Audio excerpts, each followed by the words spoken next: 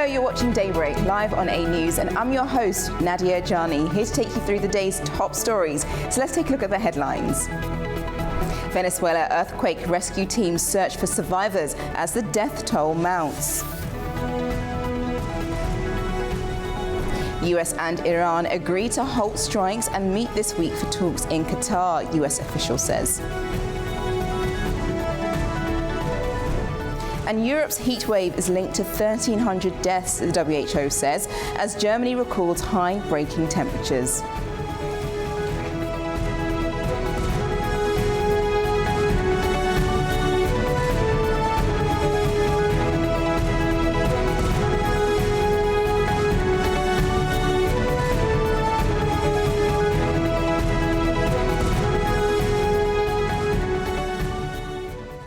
First this morning, the Venezuela earthquake death toll is nearing 1,500 as search and rescue operations continue. Thousands of people remain missing since the quakes first struck last Wednesday. Now let's go to this report for more.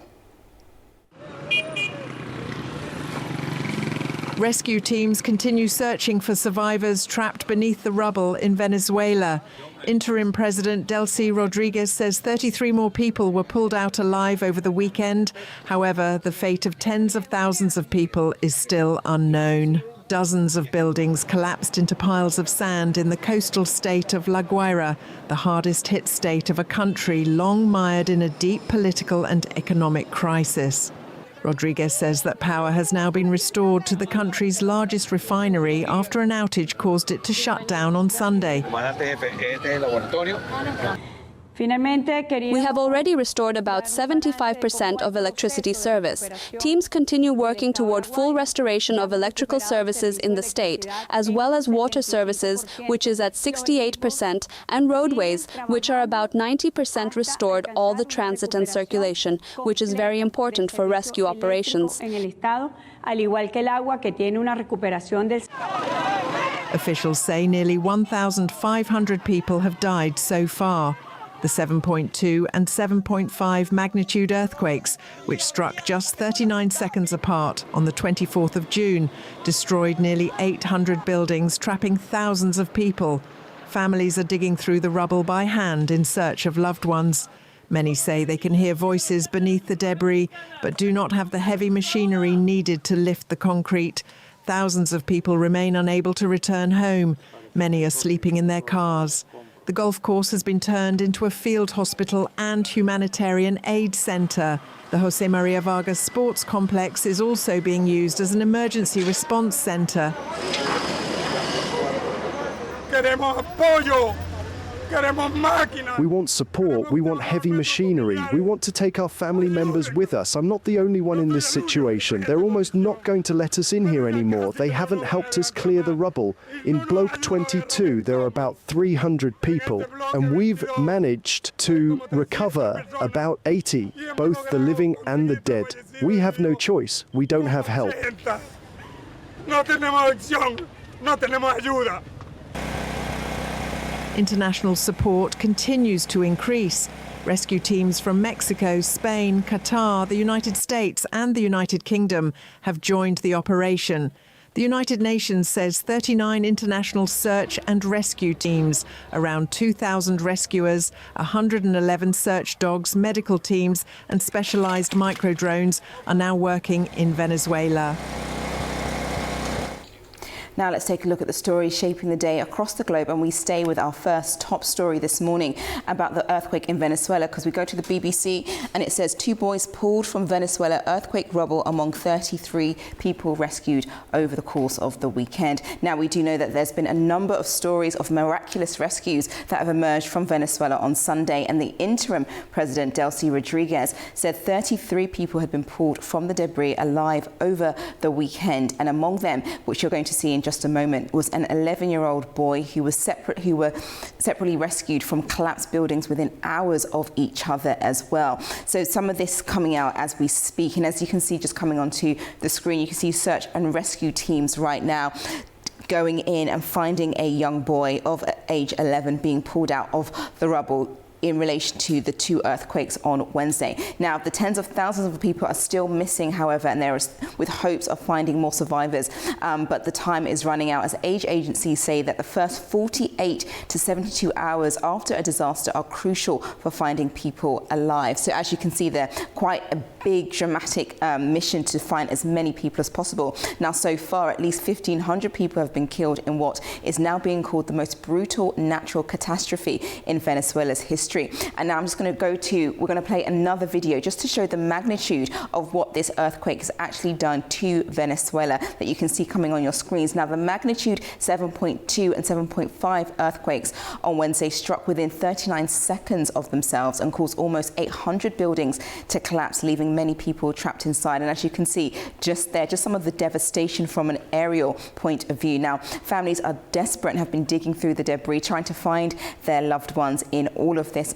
From our first report, you saw a guy trying to say that he's not been given access in order to find as many of his loved ones and relatives. So just the kind of overview of the disaster that has hit. And just to add here as well, US officials say they're actually frustrated with Marina Corina Machado. Now, you might remember her from earlier this year. She's the exiled Venezuelan opposition leader, and she's been asking and requesting to facilitate the return to Venezuela in the aftermath of the 2 devastating earthquakes. However, they said that Miss Machado's multiple requests were ill-timed. Now, just as a reminder, she left Venezuela in December in a risky operation to accept the Nobel Peace Prize, which she then gave to US President Donald Trump. And now US officials are saying this is not the time for her to come back to Venezuela, even though she's requested that her return be facilitated by the US. But right now, their focus is what they're saying is getting as many rescue and search operations out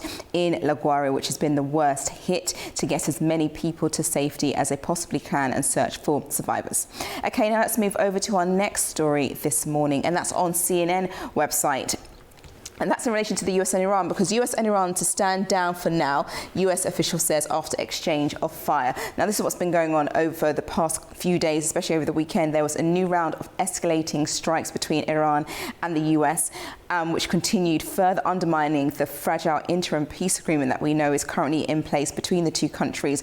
Now, that prompted Donald Trump to threaten violence that would ensure that Iran will no longer exist, is what he put out on his Truth social media over the course of the weekend. And on Sunday, Tehran decided to launch a drone and missile attacks against Bahrain and Kuwait after new US strikes. However, now late on Sunday, which is early Monday morning for us, an US official said that now both sides had agreed to stop hostilities and renew talks on the Strait of Hormuz. US Central Command said in a statement that its strikes were in direct response to continued Iranian aggression against commercial shipping. So this is where the hostilities are around. We do know that the Strait of Hormuz has been opened. However, there has been some vessels have been shot down, and I think that's exactly what the US is referring to. And now Iran has responded with strikes to its US bases in Kuwait and Bahrain. But now we do know that there's going to be hosting a number of talks this week in Qatar to discuss the next phase of talks and a peace agreement coming into formation. Okay, now let's move over to our next story this morning, and that's on that's on a news website in relation to Russia, because Putin says Russia has learned from difficult period. Now, what does that mean? Well, the Russian President Vladimir Putin has acknowledged that the country was suffering from a certain shortage of fuel in an interview published by the Kremlin on Sunday. Now, that follows attacks from Ukraine that we covered during the course of last week. Now, Kyiv says that the attacks that they did were fair retribution for Russia's nearly daily barrages on Ukrainian civilians and energy infrastructure since February 2022 offensive. Now, Putin has said, as for strikes against critical infrastructure in general and energy infrastructure in particular, of course, these attacks on our infrastructure facilities create problems. That's obvious, is what Putin said, and then added, right now we're observing a certain shortage, but it's not critical. The main task, he said, was to increase Russian anti-aircraft defense capacity to ensure fuel supplies, particularly to Crimea. So that's quite interesting that Putin has now come out and actually decided to say, yes, we are struggling to a certain extent. It's not critical, but we have been hit in a number of places, especially within its infrastructure. And just to add, in a speech to the United Russian Party Congress, Putin had vowed to ensure security and overcome challenges as Ukraine steps up its retaliatory strikes inside Russia. So we just want to bring you that particular update, because it's quite rare that you'll hear Putin actually acknowledge that things are bad for one reason or another, and then to add that it was due to Ukraine's strikes. So that's definitely putting some pressure on Putin, and obviously its infrastructure, which is leading to some fuel loss in that. But he's saying that it's not critical at this particular moment in time. Okay, now let's move over to our next headline this morning, and that's on The Guardian website in relation to the heat wave that has been very much going across parts of Europe, West Europe first and now to East Europe, because Germany, Czechia, Poland and Hungary swelter through hottest days on record is the headline. Now, these countries have reached record temperatures of more than 40 Celsius on Sunday, as the heat wave has now been linked to hundreds of deaths in Western Europe and now spreading itself eastward. Now, more than 191 people in Europe have faced temperatures of at least 35 Celsius, with extreme heat warnings in place in several countries. Now, if you remember last week on Friday, we spoke to a guest in regards to the high temperatures, especially off the back of Climate Action Week in London, and explaining exactly where this is coming from and what governments need to do to ensure that citizens are kept cool. And not only that, there's better infrastructures, and many homes and some businesses do not have air conditioning, which is also adding to the high temperatures and not being able to sleep, especially when temperatures don't go down in the evenings. Now, in Berlin, police sprayed water cannon into the air to help residents and tourists cool off. The German rail operator Deutsche Bahn advised against all non-essential travel during the heat wave, and also lastly, the WHO chief said that more than 1,300 excess deaths had been recorded since the 21st of June and linked it to high temperatures in Europe. And that those high temperatures were impacting the most vulnerable people. So very elderly and small children were being impacted, not to mention those who decided to cool off in local nearby rivers and unfortunately drowned because of a number of safety issues that were not put in place by those who decided to go out and realise that they weren't as strong swimmers as they thought they were. So that also added to the toll. Now, just to add here, on Sunday morning, France's National Health Ministry said that there had been around 1,000 more deaths than expected in the country since Wednesday. So we do know that the figures are being updated, but that is the information that we have for now, as many in the eastern part of Europe try their best to cool down, with temperatures moving towards Eastern Europe. Okay, well, that's your press roundup and your headlines for this morning. Now to a short break. When I return, I'll discuss the rest of the global stories.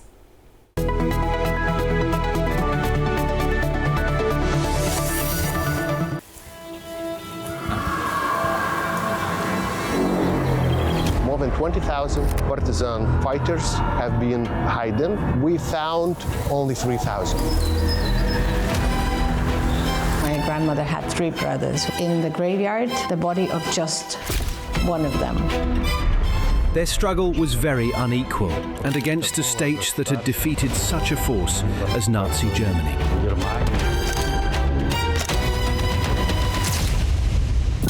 A lot of resistant fighters in the beginning of Soviet occupation actually would end up here, if not killed somewhere in the woods. She was arrested at her home. Her 7-year-old daughter ran to her and screamed, "Mom, please take me with you."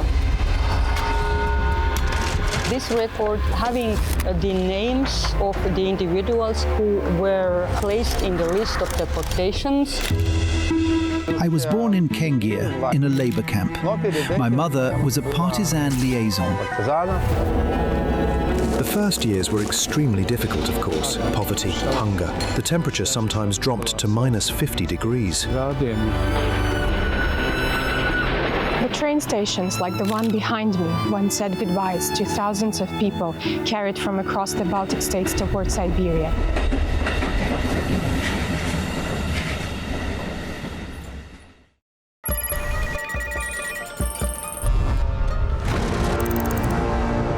On World Business, we meet the boardroom leaders making market-moving decisions. and find out how leaders are dealing with continuous technological disruption.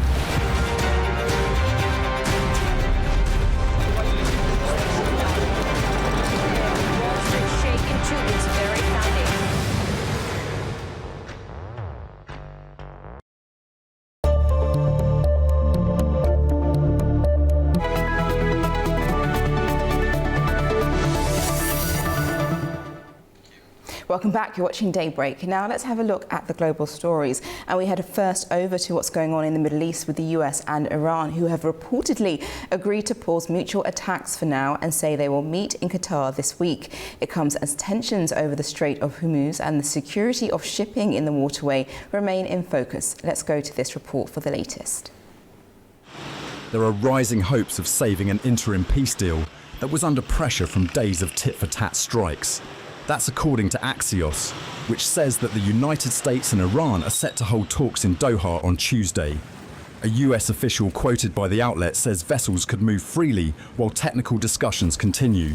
The meeting had originally been planned for Switzerland and was expected to focus on Iran's nuclear program. But renewed tensions in the Strait of Hormuz prompted the talks to move to Qatar, with the focus shifting to shipping security.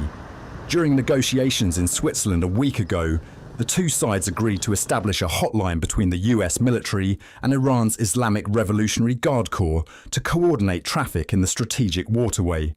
However, Axios reported that the hotline was still not operational as of Saturday. The diplomatic push follows a new round of military exchanges.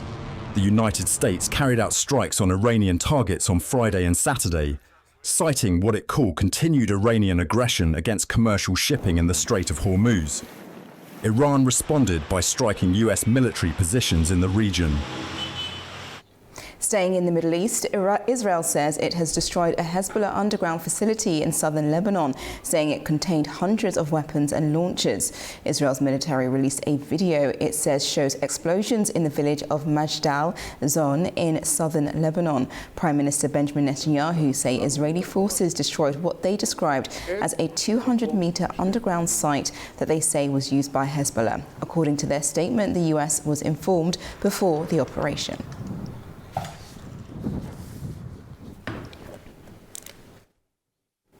Now temperatures have hit 40 degrees Celsius in parts of Europe on Sunday as storms moved into other areas, and France reporting 1,000 excess deaths during the record-breaking heatwave. The high temperatures have now moved across to Germany, Poland, the Czech Republic and Lithuania. Europe is enduring an unprecedented early summer heatwave, which the World Health Organization says has caused more than 1,300 excess deaths since June 21st, mostly among people over 65. As the heat continues, Germany recorded 41.7 degrees Celsius in Cochin, breaking its national record for the third consecutive day, while Poland set an all-time high at 40.5 degrees Celsius in Slubice, and Warsaw reached 37.6 degrees Celsius. Meanwhile, the Czech Republic hit 41.1 degrees Celsius in Doksany, and Lithuania recorded 36.3 degrees Celsius in Druskininkai, its hottest June day ever.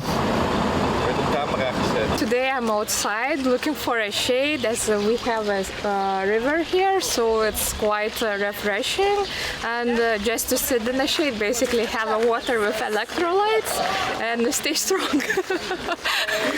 The extreme temperatures are taking a heavy toll on public health. France has reported around 1,000 additional deaths since Wednesday, including at least 74 drownings in rivers, lakes and ponds. Authorities have mobilised medical and emergency teams to assist vulnerable populations. At the same time, schools across the continent have closed and energy grids are under pressure. Meteorologists say the heat wave is driven by a heat dome, where sinking dry air compresses and warms, preventing clouds and amplifying temperatures. WHO chief Tedros Adhanom Ghebreyesus warned that Europe is warming at twice the global average and called on governments to implement heat health action plans to protect residents from climate-driven extremes. Now, 11 people, including the pilot and 10 skydivers, were killed when a small aircraft crashed shortly after takeoff in northeastern France. The incident occurred on Sunday in the town of Tomblaine. Victims included 5 instructors and 5 first-time parachutists. It's the deadliest private plane accident in French history outside military and commercial flights.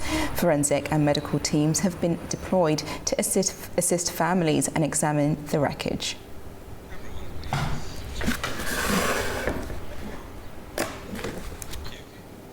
Ukraine is establishing a new state of honor to recognize those defending the continent and supporting its Western integration. Presenting the Order of Europe, President Volodymyr Zelensky confirmed that membership talks with the bloc are actively advancing.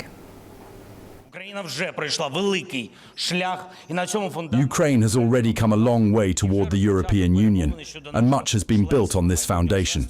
Negotiations on our membership have already begun. Clusters are already being opened, and every such step brings us closer together. Ukraine and the European Union, Ukrainians and all of Europe. Behind every such success of the state stand our citizens, our warriors, and our like-minded partners from other countries. Ukraine will honor all such individuals with a new state award. It is the Order of Europe, a symbol of the effectiveness of our shared defense of Europe. Staying on Ukraine, and Slovakia says it will no longer join new NATO military funding for Kyiv as allies prepare for next month's summit in Ankara. Prime Minister Robert Fico says Slovakia's delegation will not be given a mandate to join any new military loans or financial contributions for Ukraine. He says Slovakia will not pay for what he describes as Ukraine's military expenses, although he acknowledged other allies may continue raising funds. The position is consistent with his government's policy since taking office in 2023, when it halted state military aid to the country.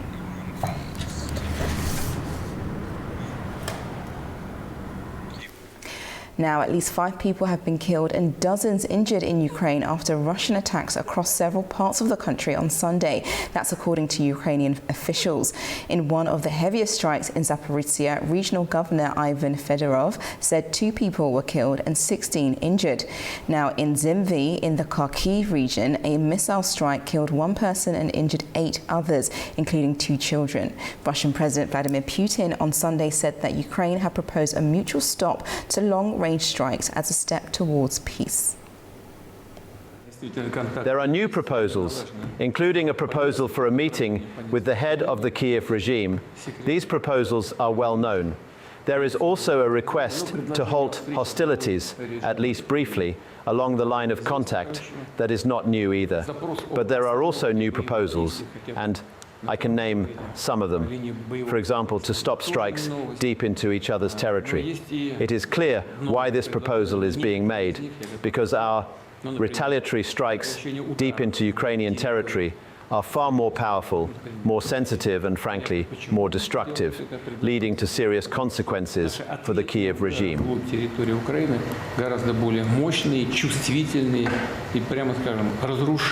Another proposal is to limit combat to 4 territories, meaning to conduct military operations only in Kherson region, Zaporizhia region, the Donetsk People's Republic, and the Luhansk People's Republic, while ceasing combat in all other areas.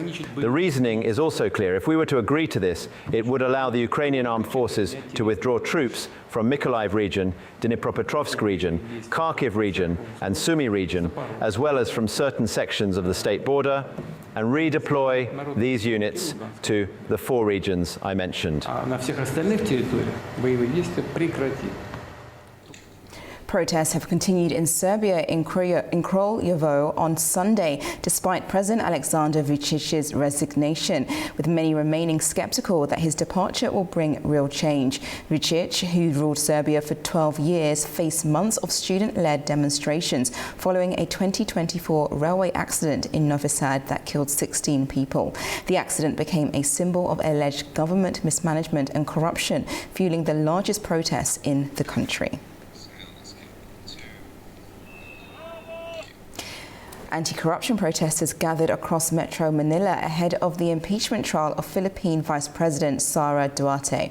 The demonstration, organised by interfaith groups, including Catholic and Muslim leaders, demanded improved governance, electoral reform and tougher action against corruption. Demonstrators also urged Duterte's removal from office before Senate proceedings begin on the 6th of July.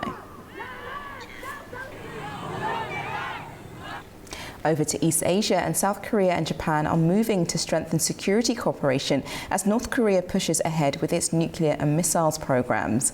Defense ministers from both countries met in Seoul, reaffirming their goal of a denuclearized Korean peninsula and closer defense ties. The meeting comes as Seoul and Tokyo continue efforts to repair historically strained relations. It also follows a worsening regional security environment shaped by Pyongyang's weapons program and wider Indo-Pacific military tensions. Now to a quick break. When I return, we'll have a look at a global discussion with a guest, followed by regional stories. Don't go anywhere.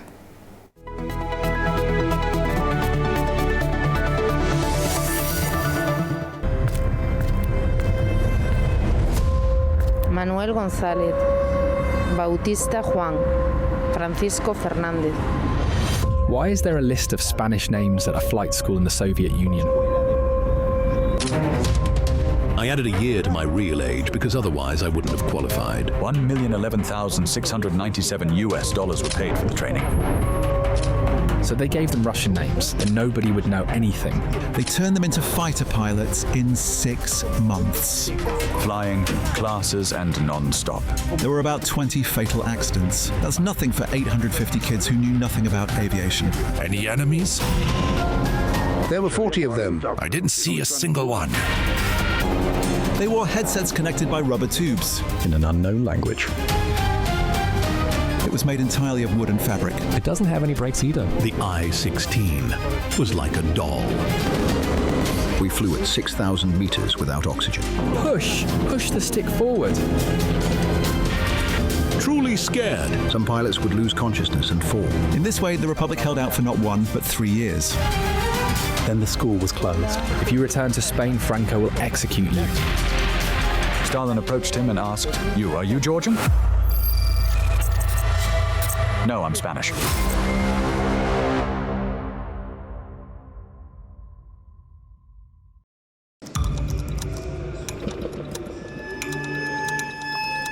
Inside Politics delves deeply into the heart of global issues shaping our world today.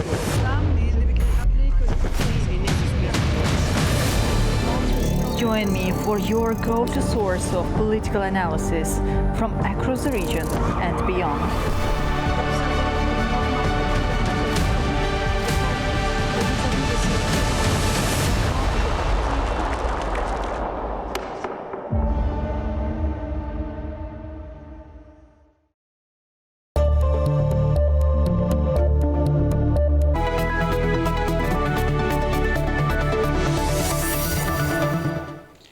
Welcome back and thank you for joining me this morning. Now let's turn over to our top story, one of our top stories today, because tensions between the United States and Iran have once again put the Strait of Hormuz, a vital gateway for global oil shipments, in the spotlight, raising concerns about regional security and the potential impact on the world economy. Joining me now to discuss this is Dr. Hamza Iftikhar, Assistant Professor of Political Science at Lahore University of Management Sciences in Pakistan. Welcome to the program.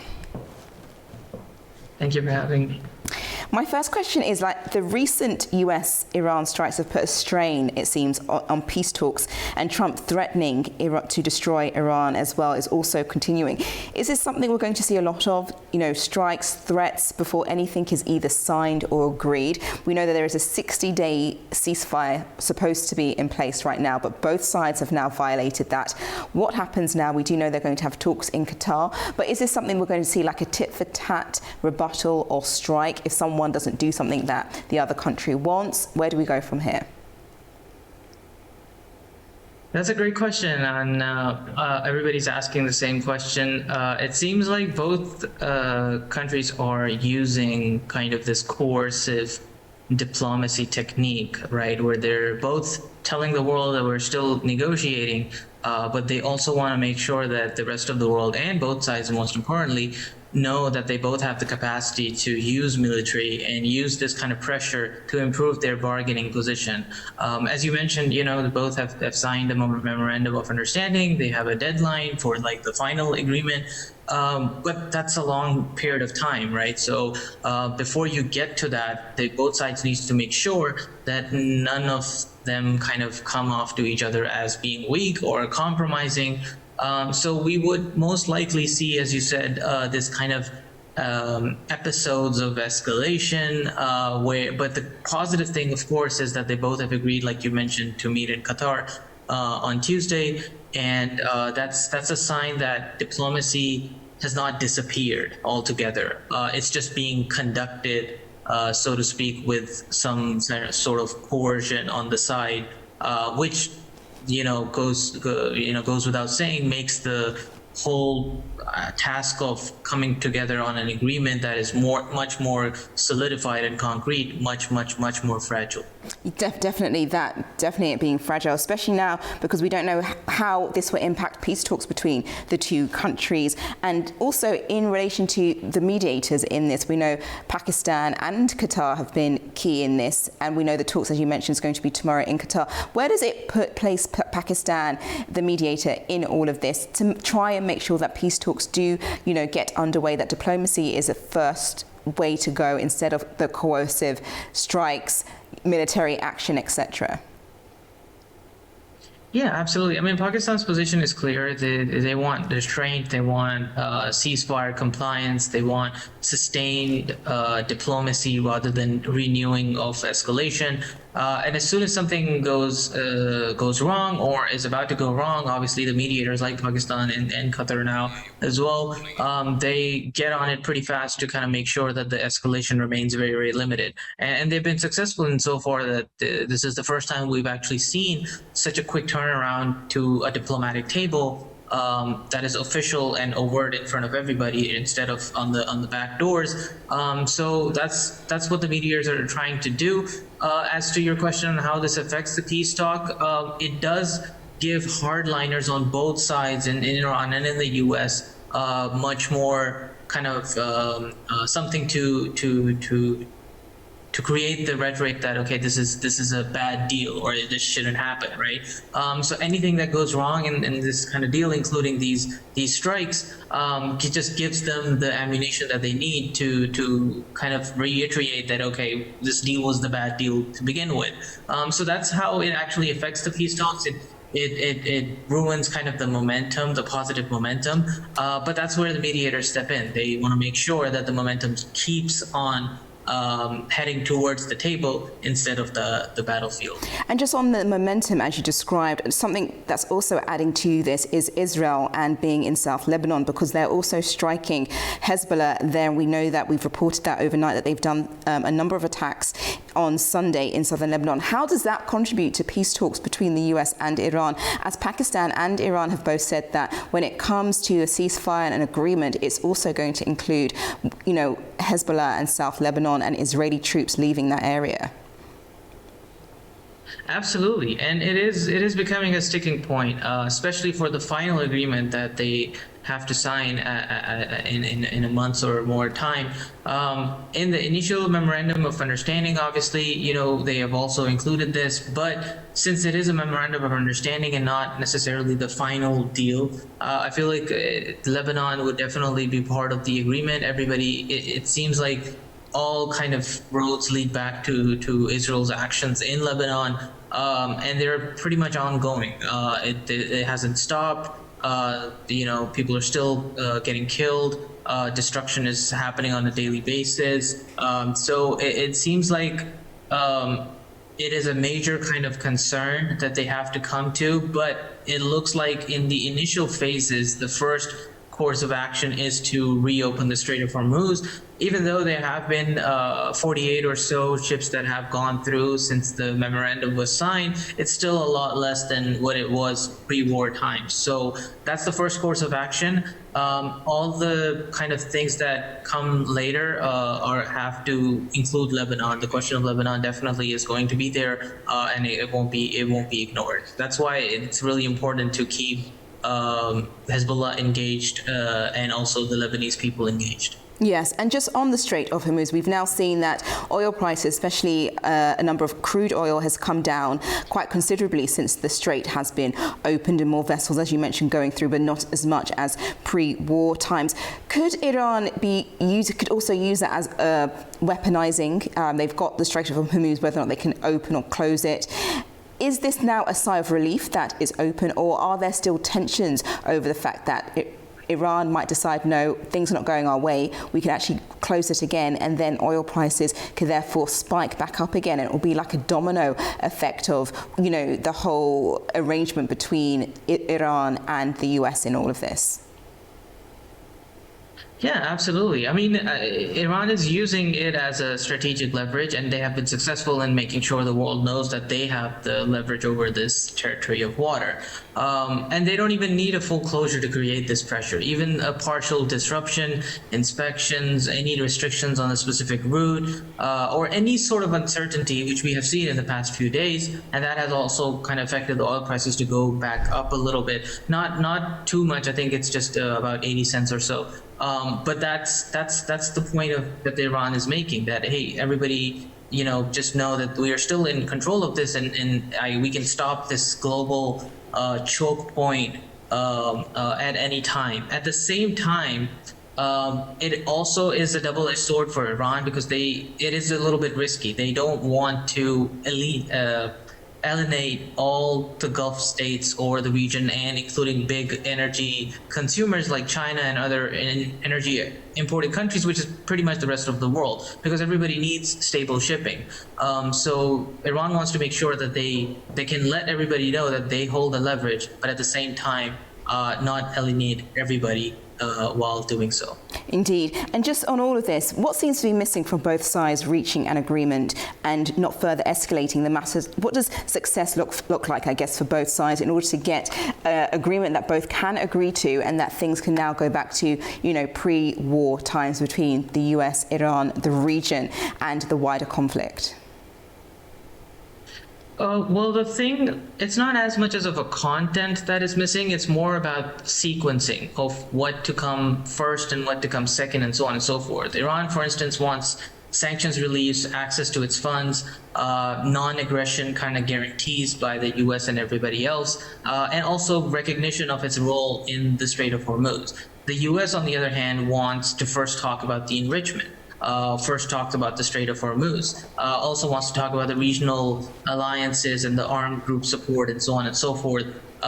So there's kind of like a mismatch of what to talk about first and how to go about it. The second element that seems to be a little bit missing is the verification. Both sides need a way to confirm that the other one is upholding this agreement. As soon as they feel like the other one is not holding up to their end of the bargain, they can use what we have seen in the past few days, which is some sort of coercion to make sure that the other side recognizes that one side is unhappy, or so on and so forth. In terms of your question on how the success would look like, the success would be obviously subjective for both. They want to make it successful for their domestic populations. For the US, it means, reopening. Right now, obviously, it's the reopening of the Strait of Hormuz, and also any sort of limitations on Iran's nuclear program.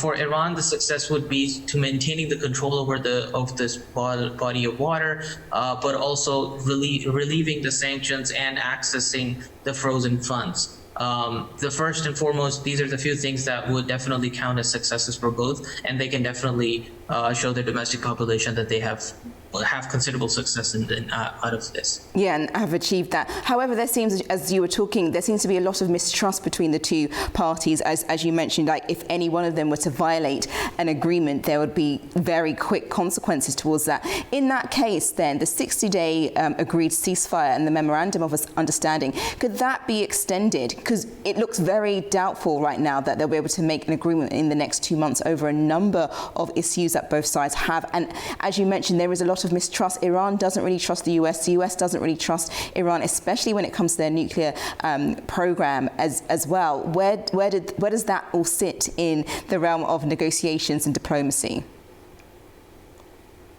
Yeah, that's a really good question, and we have to understand that 60 days is a long period of time, and I think there is a reason why it's a 60-day deadline and not a 30-day or a 15-day deadline, because everybody knows that the final agreement includes a lot of specificity, and we know how after the memorandum of understanding, it's up to the technical teams to kind of hash out the details on a lot of the things, including the opening, closing of the Hormuz Strait, nuclear kind of limitations, frozen assets. All these things are kind of go down to very minute details, and that requires time.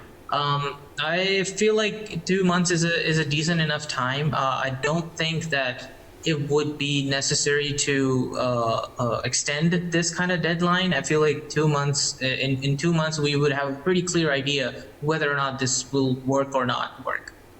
It seems like it's a decent kind of threshold to meet. But obviously there's a lot of technicalities. It is also possible that they not agree on everything and just agree on a few things and solidify them. Even if that sort of solidification is done, it would be a pretty big deal. Even if they're able to, yeah. Yeah, and there's a lot of moving pieces, as you mentioned. There's so many different factors to kind of cater in for. But just turning now to the region, the Gulf region, how is Iran managing those relationships with the Gulf states? We know that they don't want to get involved in the war, even though there's a number of US bases, and we know that Iran has been sending strikes and drone strikes have been hitting them. But how is their relationship going to move past this, or what is the current conversations with Gulf states at the moment? That's essentially the element that is missing out of these deals, and that is the regional kind of inclusion. The Gulf security is definitely something that has been on the spotlight after this conflict. Both kind of the Gulf nations have been very, very suspicious of each other. That's why credit goes to the mediators to bring everybody together and come to even a memorandum of understanding. But we also see the danger, right? Iran, for instance, struck Kuwait and Bahrain, the US forces there. So there's always that threat as well, which seems to kind of force these Gulf nations to kind of rethink their security strategies and defense policies. I feel like everybody is getting a reminder that there are definitely pros for outsourcing security and defense, but there are also cons for outsourcing such defense, even if it is the most powerful, even if your outsourcing is to the most powerful military in the world. So that is something that they need to kind of rethink. In terms of the relationship, I think it's still salvageable.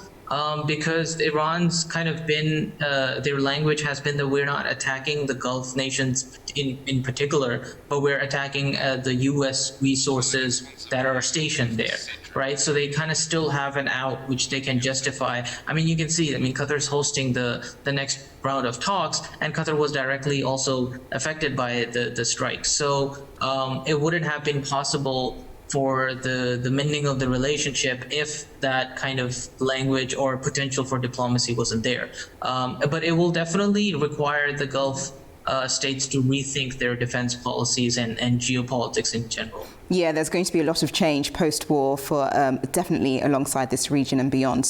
But thank you so much, Dr. Iftikhar, for talking to me this morning and explaining that. Thank you. Of course. Now over to Pakistan, and Pakistani security forces say it carried out ground operation along the Pakistan-Afghanistan border on Sunday, killing 29 fighters. Pakistan's Information Minister Atalua Tarar said on social media that the action was launched in response to multiple militant attacks across the country. The operation comes a day after the country said militants attacked the regional headquarters of the paramilitary ranges in Karachi, killing 3 soldiers.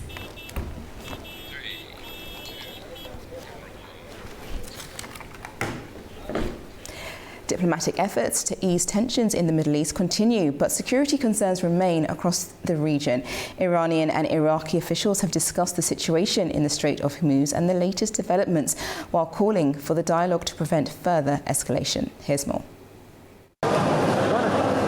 As tensions continue across the Middle East, senior Iranian and Iraqi officials have met in Baghdad to discuss the latest developments in the region. Their talks focused on the situation in the Strait of Hormuz, ongoing contacts with the United States, and the wider regional security outlook. Speaking at a joint press conference, Iranian Foreign Minister Abbas Araghchi said responsibility for restoring maritime traffic in the Strait of Hormuz to pre-war levels lies entirely with Tehran. With the new approach that has emerged, the security architecture of the Gulf region must be reconsidered by all regional countries. We need to arrive at a new framework that includes all countries in the region and excludes the presence or interference of any extra-regional power. In this regard, we welcome Foreign Minister Fuad Hussein's proposal to establish talks among the Gulf Cooperation Council countries, Iran and Iraq, what he described as the 6+2 format, and we are ready to cooperate with the Iraqi government on this initiative.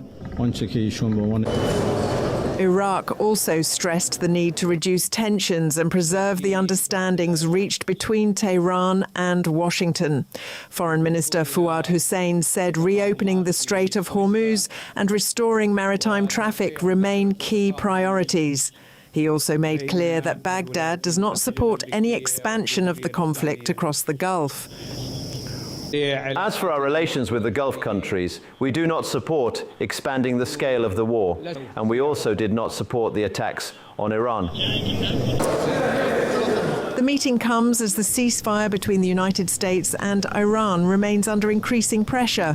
While both Tehran and Baghdad continue to call for dialogue, renewed military exchanges have raised fresh concerns about stability and maritime security across the Gulf. Staying on Iraq, Iraqi authorities have arrested 47 officials, including 13 lawmakers, on corruption charges, according to state media. Officials say the arrests followed confessions from former deputy oil minister who was detained last month. Special security forces carried out the operation inside Baghdad's fortified green zone on Sunday. Judicial arrest warrants were issued as part of a coordinated effort by Iraq's judiciary, executive and legislative bodies following audits and investigations. Israeli troops have moved further into the western part of Syria's Daraa province on Sunday, with the military vehicles entering the area and new positions being established, according to local sources. Another military site is also being set up near the village of Abdin.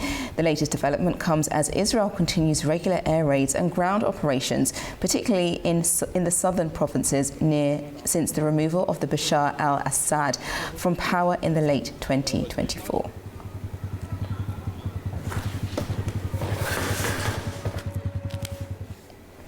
In Uzbekistan's southern Bukhara region, Dengiz-Kul Lake is one of Central Asia's most important wetland habitats, sheltering thousands of migratory birds in the middle of an arid landscape.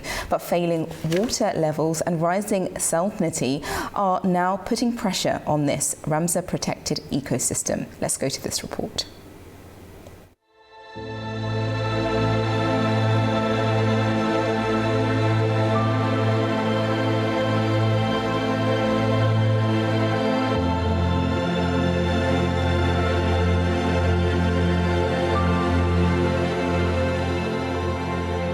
Surrounded by the arid landscapes of southern Bukhara region, Dengiz-Kul Lake covers up to 50,000 hectares, making it one of Uzbekistan's largest wetland ecosystems. Located around 75 kilometers southwest of Bukhara, near the border with Turkmenistan, the lake was designated as a state ornithological reserve to protect migratory and waterfowl species and preserve one of Central Asia's most important bird habitats. In 2001, Dengi School became one of Uzbekistan's first sites to be included under the Ramsar Convention on Wetlands of International Importance.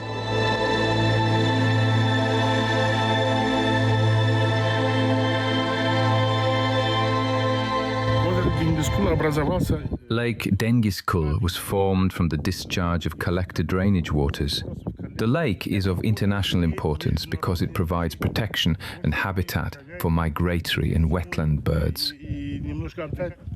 These birds spend the winter here, rest for a while, and then continue their migration. I should point out that among the migratory birds wintering in Uzbekistan, around 40% of all wintering wetland birds are concentrated here.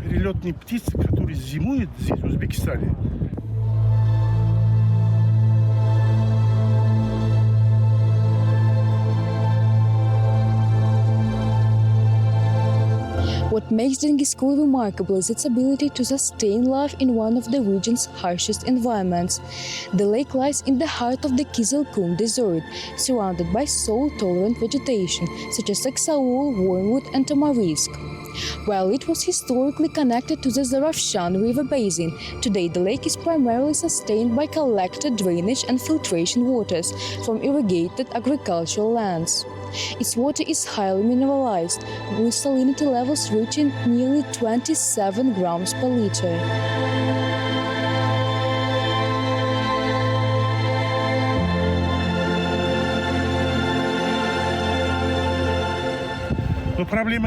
Today, the main challenge is maintaining the lake's water balance. Water enters Lake Dengiskul through the Hamza collector system, but inflow is lower than evaporation rates. As a result, water levels are gradually declining while salinity is increasing. Water management authorities are therefore working to maintain the lake's level by identifying additional water sources and exploring opportunities to channel more fresh water into the ecosystem. A dedicated concept has already been developed to ensure adequate environmental water supplies for the lake.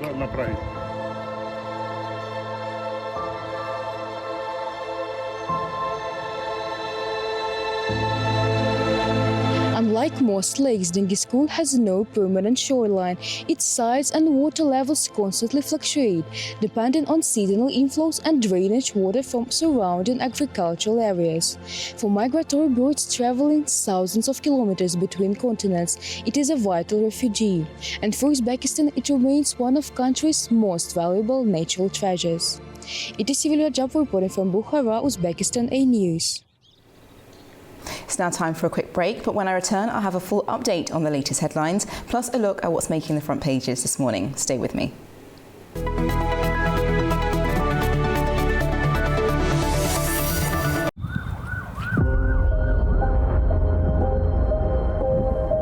We are in Seoul's Republic of Korea, a country that for more than 70 years has lived in the shadow of unfinished war. I was 18 years old when the Korean War broke out. My two brothers were dragged out to the front yard of the village public hall and forcibly subjected to a trial under the name of People's Trial. The military demarcation line, created after the Korean War, became a massive wall, preventing separated families from meeting. Less than a kilometer away lies North Korea. 지금 우리 무장력은 그 어떤 위기에도 대응할 철저한 준비가 되어 있으며 Подписанный сегодня договор предусматривает в том числе оказание взаимной помощи в случае агрессии против одного из участников. Russian-Ukraine war now is connected with North Korean participation in Russian army. The complete denuclearization of the Korean Peninsula is the only outcome that we will find acceptable. If the U.S. persists in such hostile policy towards the DPRK, there will never be denuclearization of the Korean Peninsula.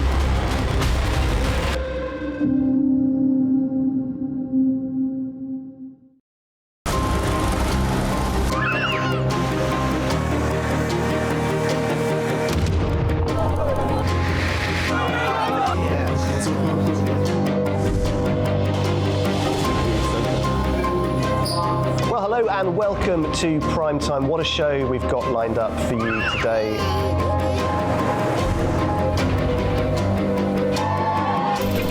In a complex world, clarity is power.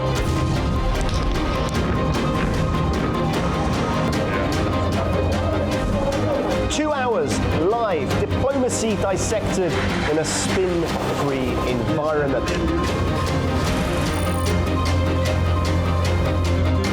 That's Prime Time with me, Guy Schoen, weekdays on A News.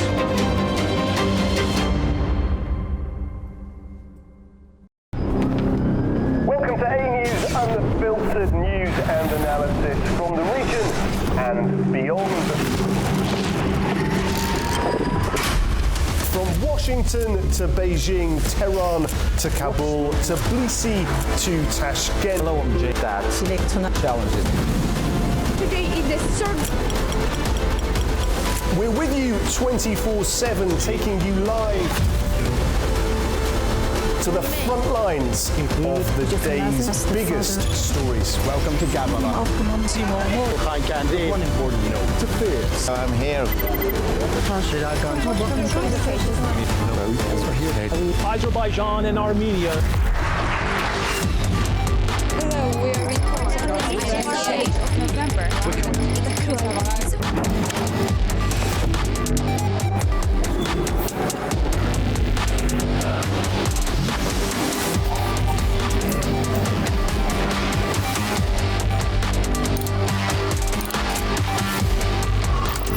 Reporting from Paris, Dar es Salaam, Tel Aviv, Washington, London, Moscow, Kyiv, Berlin, Rio de Janeiro, Beijing, Bangkok, Tbilisi, Tashkent, Almaty, Kazakhstan, Port Sudan, Tehran, Islamabad, Istanbul, Kabul for A News.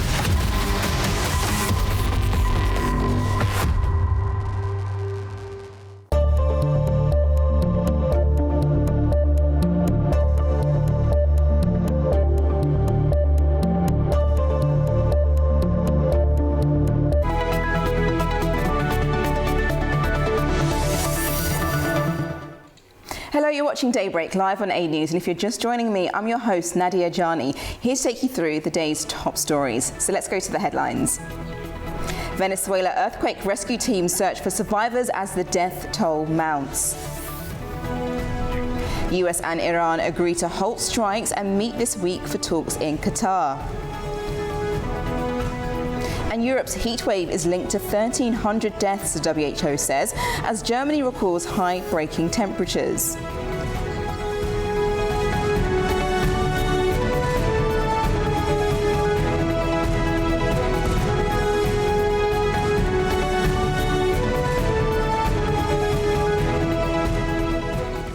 Now let's take a look at the stories shaping the day across the globe, and we head first over to Al Jazeera and the World Cup, because Canada score late to beat South Africa and reach last 16 at World Cup 2026 is the headline. Now this is making news all over the world because Canada has made it through to the next round, and they won at the most crucial hour towards the end. They won a knockout game at the tournament to reach the last 16, and it's the first knockout round victory in Canadian history as they became the first World Cup co-hosts to play an elimination game on foreign soil. So now they, as you can see, very jubilant, very happy to make it to the next stage. And its manager, who is Jesse Marsh, says Canada is becoming a football nation. Canada is more known for its hockey, as well as all of that, instead of being a football or a soccer nation. But now things seem to be changing, especially that Canada is also hosting the World Cup 2026 alongside the US and Mexico. So it's really interesting that now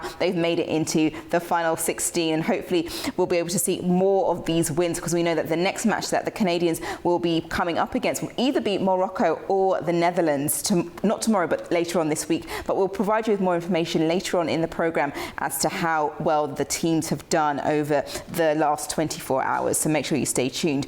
Now let's move over to our next story this morning, and that's on the Guardian website in relation to the heat wave that's going on in Europe, because Germany, Czechia, Poland and Hungary swelter through the hottest days on record is the headline there. Now we know that these countries have reached record temperatures of more than 40 Celsius on Sunday, and as the heat wave has been linked to hundreds of deaths in Western Europe and now spreading east towards this side. Now there are more than 191 people in Europe have faced temperatures of at least 35 Celsius with extreme heat warnings in place as well. Now in Berlin, police sprayed water cannon into the air to help residents and tourists cool off. As you can see these pictures coming through, as many people trying to get away from direct sunlight, but also going where the sprinklers are, where there's some water. And obviously pets is a big thing during this time, so trying to keep your pet cool is also becoming an issue for a number of residents. But German rail operator Deutsche Bahn advised against all non-essential travel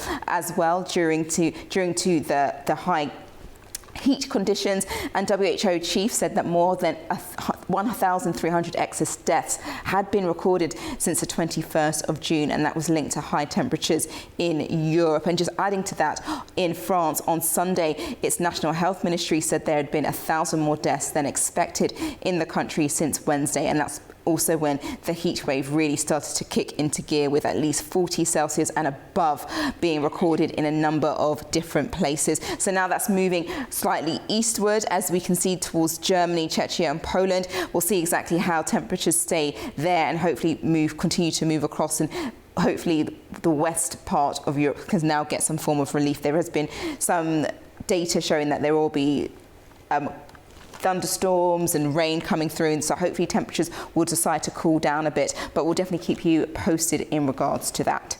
Now let's move over to our next story this morning, and that's on the BBC website in relation to what's going on in Venezuela after the earthquakes, because the headline reads, 2 boys pulled from Venezuela earthquake rubble among 33 people rescued over the weekend. Now there are a number of stories of miraculous rescues which is coming out of Venezuela, and interim President Delcy Rodriguez said 33 people had so far been pulled from the debris alive over the weekend. Now the pictures that you're seeing now is showing you the aerial footage of the devastation in the country, and most importantly that where it was hit most impactful was La Guaira. So this is the area that was really destroyed by the 2 earthquakes that happened 39 seconds of each other at a 7.5 and 7.2 earthquake that hit on Wednesday evening in the country. But we do know that there is now a number of fire and rescue teams coming out trying to grab as many people, as many survivors as they possibly can during this time. They do say within 48 to 72 hours is the most key critical time to get survivors out of the rubble. But right now let's go to our report that has more information on this particular story. So let's take a look.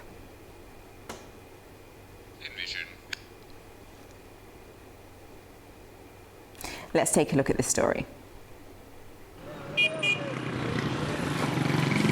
Rescue teams continue searching for survivors trapped beneath the rubble in Venezuela. Interim President Delcy Rodriguez says 33 more people were pulled out alive over the weekend. However, the fate of tens of thousands of people is still unknown. Dozens of buildings collapsed into piles of sand in the coastal state of La Guaira, the hardest hit state of a country long mired in a deep political and economic crisis. Rodriguez says that power has now been restored to the country's largest refinery after an outage caused it to shut down on Sunday. We have already restored about 75% of electricity service. Teams continue working toward full restoration of electrical services in the state, as well as water services, which is at 68%, and roadways, which are about 90% restored, all the transit and circulation, which is very important for rescue operations. Officials say nearly 1,500 people have died so far. The 7.2 and 7.5 magnitude earthquakes, which struck just 39 seconds apart on the 24th of June, destroyed nearly 800 buildings, trapping thousands of people. Families are digging through the rubble by hand in search of loved ones. Many say they can hear voices beneath the debris, but do not have the heavy machinery needed to lift the concrete. Thousands of people remain unable to return home. Many are sleeping in their cars. The golf course has been turned into a field hospital and humanitarian aid centre. The José María Vargas Sports Complex is also being used as an emergency response centre. Queremos apoyo. We want support, we want heavy machinery, we want to take our family members with us. I'm not the only one in this situation. They're almost not going to let us in here anymore. They haven't helped us clear the rubble. In Block 22, there are about 300 people, and we've managed to recover about 80, both the living and the dead. We have no choice. We don't have help. No tenemos acción, no tenemos ayuda. International support continues to increase. Rescue teams from Mexico, Spain, Qatar, the United States and the United Kingdom have joined the operation. The United Nations says 39 international search and rescue teams, around 2,000 rescuers, 111 search dogs, medical teams and specialised micro-drones are now working in Venezuela. Now to the US, and the US and Iran have reportedly agreed to pause mutual attacks for now and say they will meet in Qatar this week. It comes as tensions over the Strait of Hormuz and the security of shipping in the waterway remain in focus. Let's go to this report for the latest. There are rising hopes of saving an interim peace deal that was under pressure from days of tit-for-tat strikes. That's according to Axios, which says that the United States and Iran are set to hold talks in Doha on Tuesday. A US official quoted by the outlet says vessels could move freely while technical discussions continue. The meeting had originally been planned for Switzerland and was expected to focus on Iran's nuclear program. But renewed tensions in the Strait of Hormuz prompted the talks to move to Qatar, with the focus shifting to shipping security. During negotiations in Switzerland a week ago, the two sides agreed to establish a hotline between the US military and Iran's Islamic Revolutionary Guard Corps to coordinate traffic in the strategic waterway. However, Axios reported that the hotline was still not operational as of Saturday. The diplomatic push follows a new round of military exchanges. The United States carried out strikes on Iranian targets on Friday and Saturday, citing what it called continued Iranian aggression against commercial shipping in the Strait of Hormuz. Iran responded by striking US military positions in the region. Staying in the Middle East, Israel says it has destroyed a Hezbollah underground facility in southern Lebanon, saying it contained hundreds of weapons and launchers. Israel's military released a video it says shows explosions in the village of Majd al-Zaun in southern Lebanon. Prime Minister Benjamin Netanyahu says Israeli forces destroyed what they described as a 200-meter underground site that they say was used by Hezbollah. According to their statement, the United States was informed before the operation.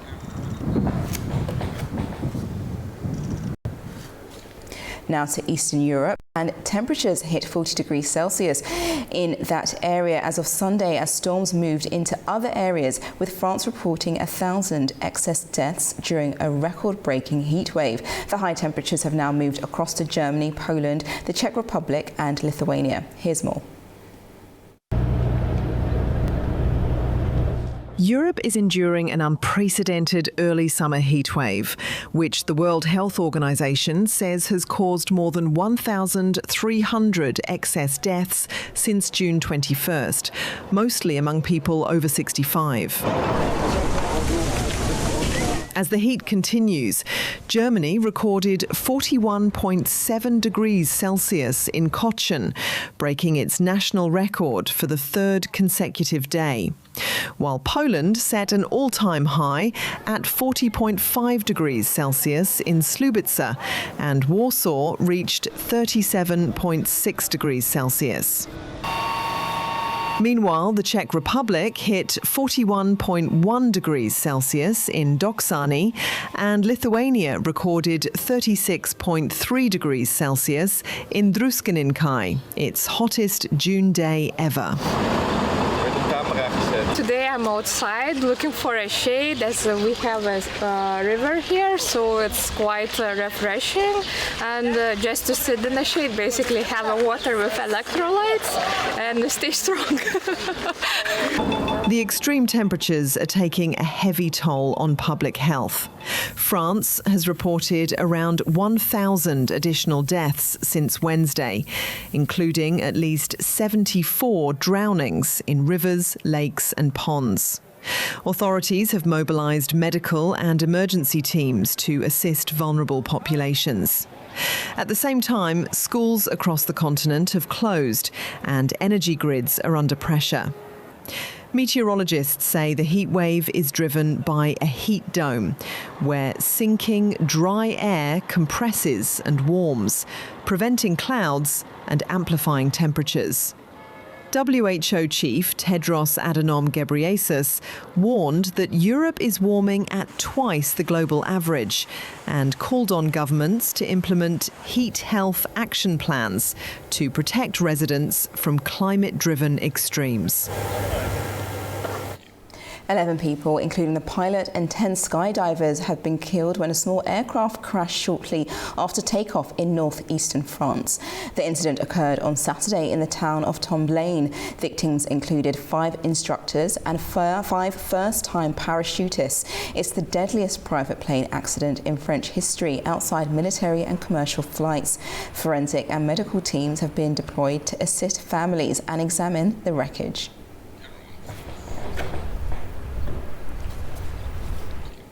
Turning to Ukraine, and at least 5 people have been killed and dozens injured in Ukraine after Russian attacks across several parts of the country. That's according to Ukrainian officials. In one of the heaviest strikes in Zaporizhzhia on Sunday, regional governor Ivan Fedorov said 2 people were killed and 16 injured. In Zimvi, in the Kharkiv region, a missile strike killed 1 person and injured 8 others, including 2 children. Russian President Vladimir Putin on Sunday said that Ukraine had proposed a mutual halt to long-range strikes as a step towards peace. There are new proposals, including a proposal for a meeting with the head of the Kiev regime. These proposals are well known. There is also a request to halt hostilities, at least briefly, along the line of contact. That is not new either. But there are also new proposals, and I can name some of them. For example, to stop strikes deep into each other's territory. It is clear why this proposal is being made, because our retaliatory strikes deep into Ukrainian territory are far more powerful, more sensitive and frankly more destructive, leading to serious consequences for the Kiev regime.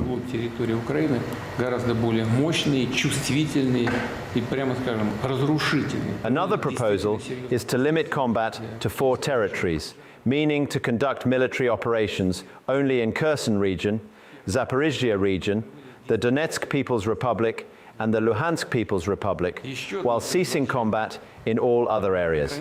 The reasoning is also clear. If we were to agree to this, it would allow the Ukrainian armed forces to withdraw troops from Mykolaiv region, Dnipropetrovsk region, Kharkiv region and Sumy region, as well as from certain sections of the state border, and redeploy these units to the 4 regions I mentioned. Now to the US, and the Trump administration says temporary protected status was never intended to be permanent. Homeland Security Secretary is now urging migrants to seek permanent residence or prepare to return home. He says the government would provide a plane ticket and about $2,100 to help them resettle. The move follows a Supreme Court ruling that cleared the way for the administration to end protection for hundreds of thousands of Haitians and Syrians. Over to Pakistan, and Pakistani security forces says it's carried out ground operations along the Pakistan-Afghanistan border on Sunday, killing 29 fighters.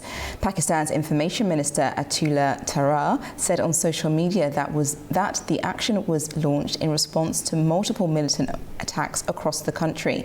The operation comes a day after the country said militants attacked the regional headquarters of the paramilitary rangers in Karachi, killing 3 soldiers.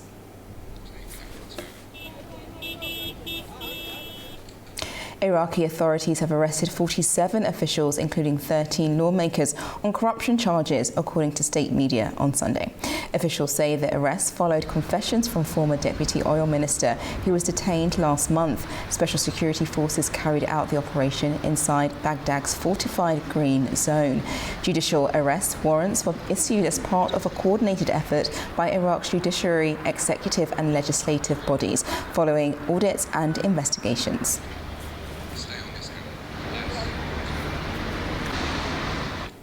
Now, as regional security challenges continue to evolve, Azerbaijan and Turkey are reaffirming their close strategic partnership.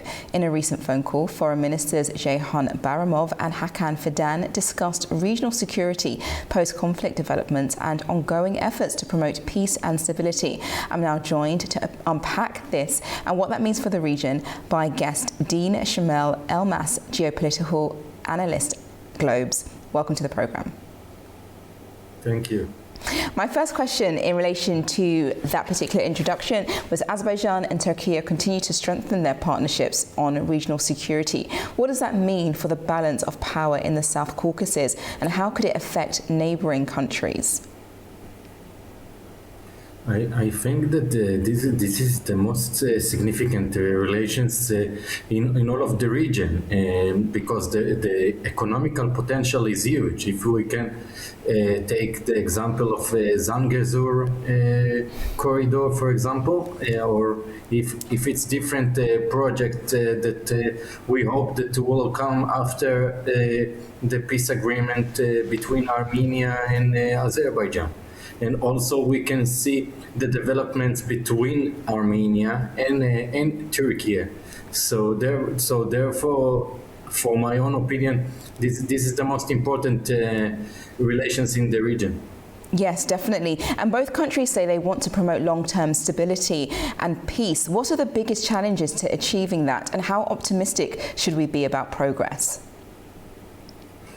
The biggest challenge, for my own opinion, is Iran. And the point is that I think that Turkey doesn't really understand that and think that Israel posing some threat on Turkey. But Israel honestly doesn't care about Turkey, beside the remarks that we heard from the Turkish officials that they are very anti-Israeli without any real excuse.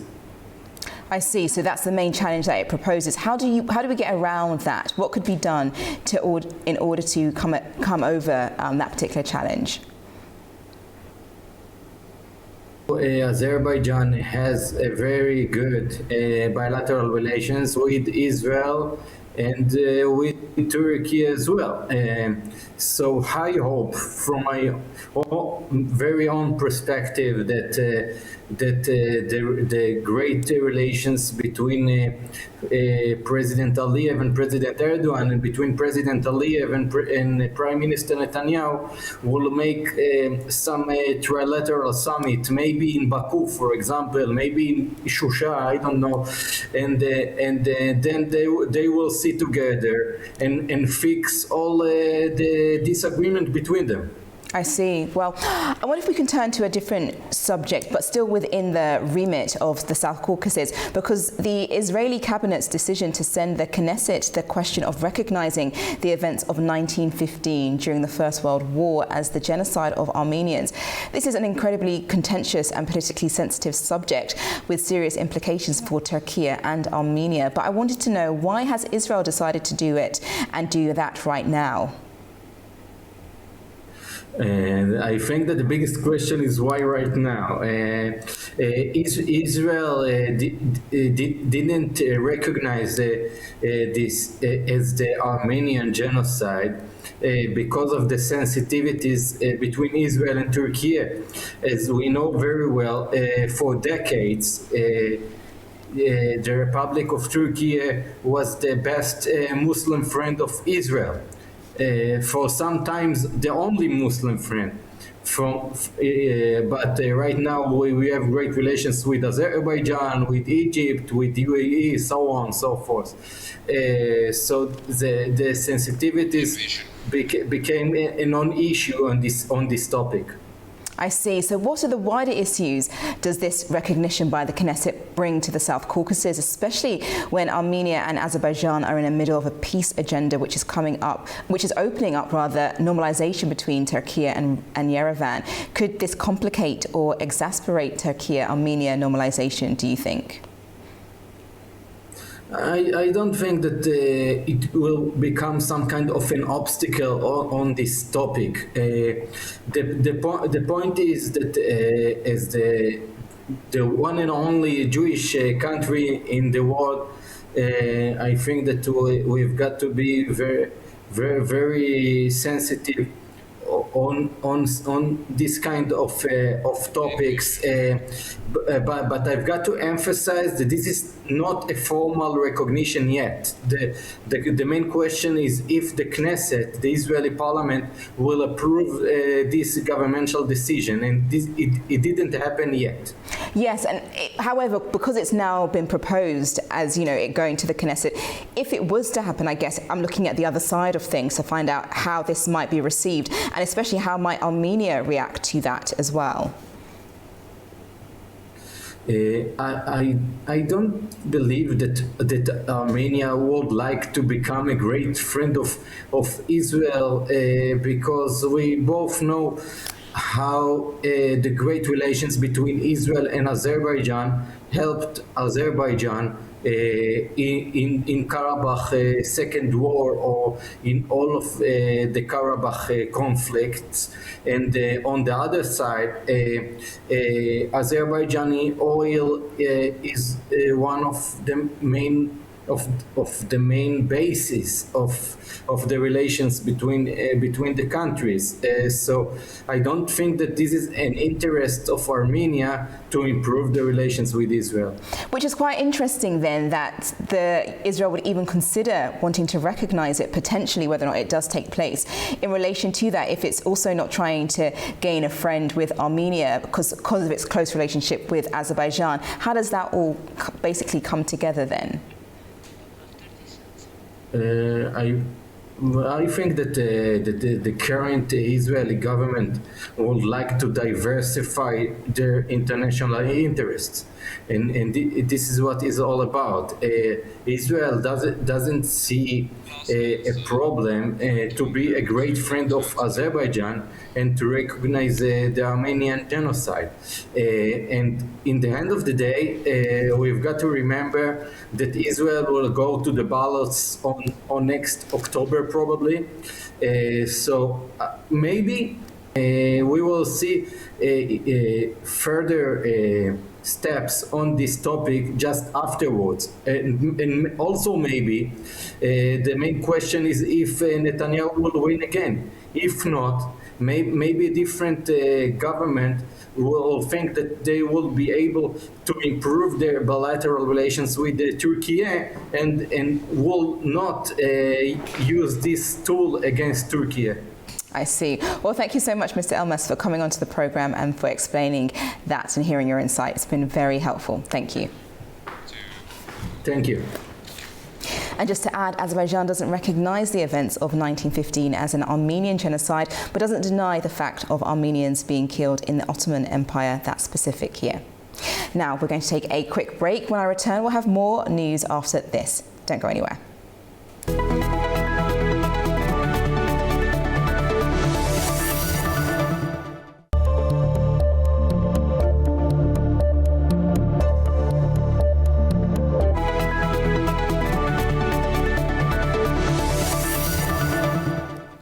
Welcome back. You're watching Daybreak with me, Nadia Jani.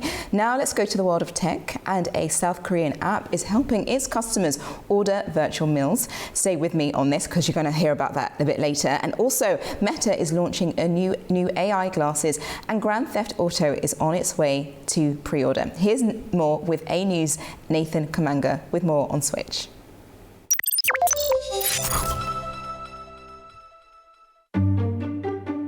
Do you ever find yourself doing something like ordering food, not because you're hungry, but just because it's become so routine that it actually gives you a dopamine rush? Well, the good news is you're not alone. And what's more is that there might be a digital solution for it. It's called Food Never Comes, and it's an app that, as the name suggests, creates the experience of ordering food, which never comes. So I decided to give it a try. I went over to the Mexican section because, World Cup, and selected a burrito. Oh, and make that spicy with extra sauce. After checking out, I waited a short while, and, well, it's no surprise that the food did not arrive. The Food Never Comes app is gaining popularity in South Korea as users claim it offers the same satisfaction as ordering actual food without the cost or calories. Well, all this food talk has actually got my stomach rumbling, so I guess this app is not for me.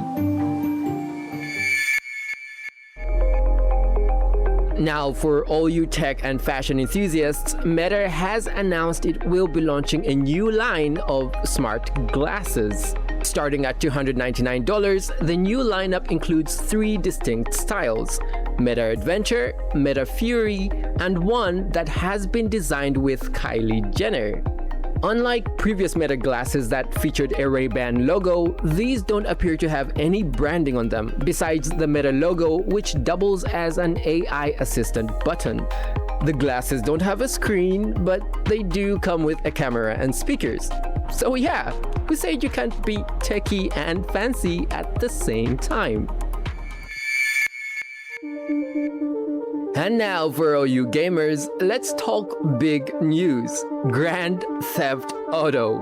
GTA 6 is now available for pre-order ahead of its official release date of November 19.